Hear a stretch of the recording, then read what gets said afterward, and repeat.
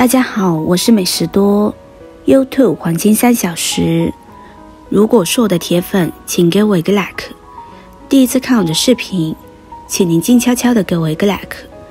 最近天气变化大，很多朋友都会患上感冒，经常咳嗽，喉咙有痰，很难受。今天就给大家分享到素食汤，对滋补身体很有效果。喜欢的朋友可以试一试。下面一起来看看做法吧。首先我们准备适量的花豆，花豆含有丰富的蛋白质、维生素、矿物质和多种人体必需的氨基酸。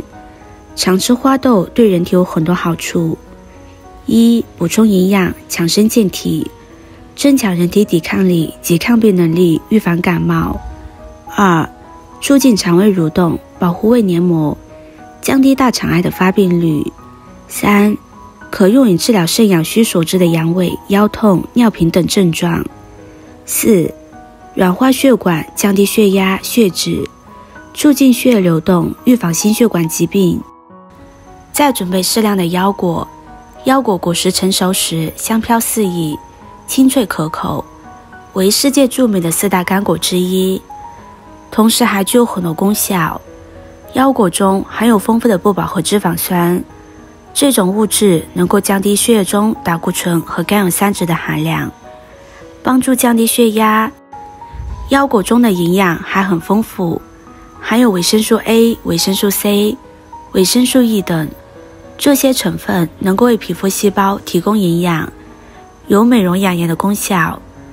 腰果中还含有非常丰富的油脂，可以润肠通便，帮助缓解便秘，加强毒素的排出。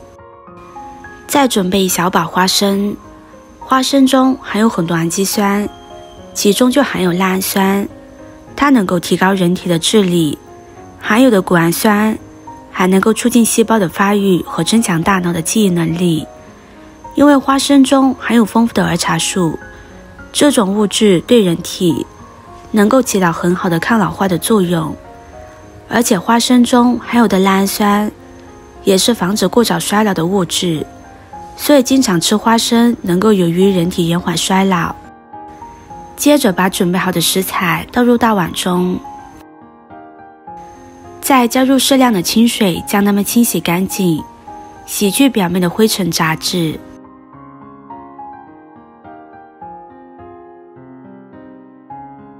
洗干净之后倒入清水，将它们浸泡2个小时。豆类和坚果含有天然生长抑制剂，天然生长抑制剂对人体无害，可溶解于水中。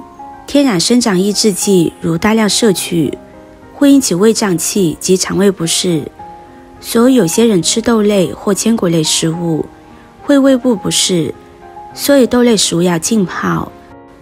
除了可以缩短煮制的时间，更能有效地去除天然生长抑制剂。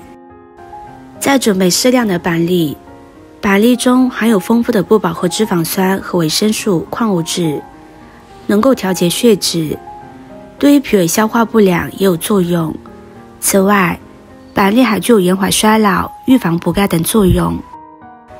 再准备一小把莲子，莲子中含有蛋白质、脂肪、碳水化合物等多种营养成分，能够滋补身体，增强人体免疫力。莲子具有润肺止咳的功效，对于慢性咳嗽、支气管炎等症状有一定的缓解作用。莲子中含有一定的镁元素，能够促进血管扩张，有一定的降血压作用。需要注意的是，莲子性凉，脾胃虚寒者不宜过量食用。莲子还含有一定的淀粉质，糖尿病患者应该适量食用。莲子清洗干净之后，先放在一旁备用。接着再准备一根胡萝卜，将胡萝卜切成滚刀块。胡萝卜作为咱们常用的食品，它最主要的含有丰富的维生素 A、维生素 C、维生素 E 等多种维生素，蛋白质、脂肪、膳食纤维等，它有养肝明目的作用，对于眼部疾病的防护，对于提高视力都有一定的好处。胡萝卜素进入人体之后，可以转化为维生素 A，有助于增强机体的免疫功能。此外，木质素也能提高机体免疫力。胡萝卜还能够清热解毒，能够去除体内的湿气。对于身体里边有湿热的，我们也可以多吃一些胡萝卜。再准备一根玉米，切成小块。玉米中含有丰富的维生素、微量元素，有利于增强人体免疫力。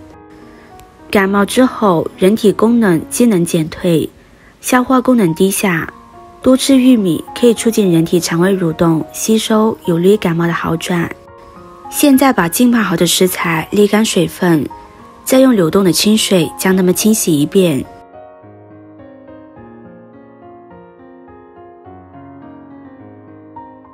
接着往锅中加入少许的油，把浸泡好的腰果及豆类放入锅中，小火炒5分钟。豆类及坚果经过油炒，熬出来的汤会更甜。一个红心对你来说只是举手之劳，对我来说可以高兴的睡不着觉。这个视频麻烦您帮忙点一个免费的小红心吧，非常的感谢。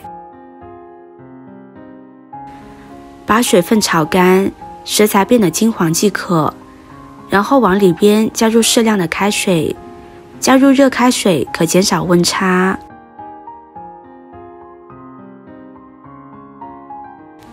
再倒入玉米、红萝卜，先用中火煮开。煮开之后，再转中小火煮上1个小时的时间，将食材充分的煮熟，让食材的营养充分的释放出来，这样煮出来的汤更甜，营养更高。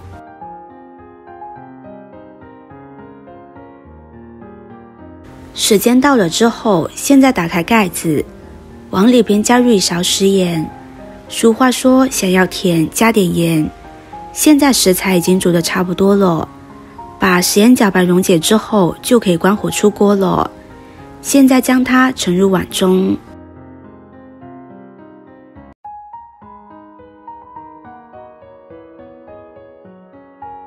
盛入碗中之后，就可以美美的享用了。天气越来越寒冷，昼夜温差比较大，一不小心我们就会感冒。感冒也没什么胃口吃东西，但天这么冷，来上这样一碗热乎乎的汤，暖心暖胃，还能增强身体的抵抗力，对人体健康大有好处，也能抵御疾病的侵害。喜欢的朋友就收藏起来试试吧。今天的分享就到这里了，视频看到这里了，麻烦各位哥哥姐姐动动小手给我点个赞吧。点击我的头像，可以看到更多的美食视频。我们下个视频见啦！